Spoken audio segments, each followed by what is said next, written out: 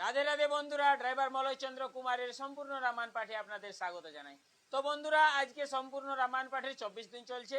তো বন্ধুরা, কালকে আমি আপনাদেরকে শুনিয়েছিলাম অজ রাজার বিবাহ ও দশরথের জন্ম বিবরণ। আর বন্ধুরা, আজকে আমি আপনাদেরকে শোনাবো দশরথের রাজা হউন বিবরণ। তো চলুন বন্ধুরা, রামায়ণ পাঠ শুরু করা যাক। প্রভু শ্রী রামচন্দ্র ভগবানের নাম নিয়ে। জয় শ্রীরাম।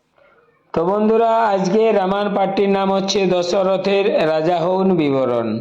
হে রাম, 1 বর্ষ বয়স্ক যখন দশরথ পুত্র সওয়াইয়া দহে সাধে মনোরথ, পুষ্পবনে ক্রীড়া করে হাস্য পরিহাসে নারদ চলিয়া যেন উপর আকাশে।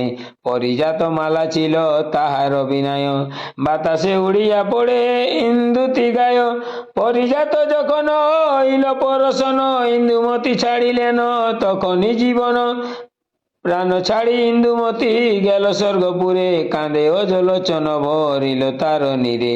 কথা গেলে প্রেমময়ী তেজিয়ে আমায়, কেমনে রহিব আমি একাকী এথায়। তুমি নয়নের মণি মম কণ্ঠ আরো, বেকুলিত প্রিয়ে আমি বিহনে তোমার।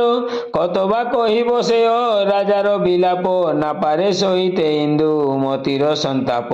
সেই পরিজাত মারে আপনার গায়, দুইজন মুক্ত হয়ে স্বর্গপুরে যায়। নর্তক নর্তকী ছিল দহে স্বর্গপুরে, শাপগ্রস্ত জন্মিয়াছিলেন ভূমি পরে। দুইজন যখন গেলেন স্বর্গপথ, 1 বর্ষ বয়স্ক তখন দশরথ। অল্পকালে পিতা মাতা মরিল দুজন, দেখিয়া চিন্তিত যে বৈশিষ্ট্য তপোধন।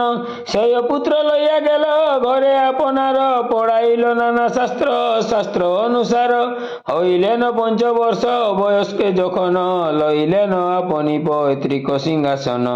ভৃগুরাম মুনি তারে অস্ত্র দিল দান, যত্ন করি শিখাইল শব্দ বেদিবান।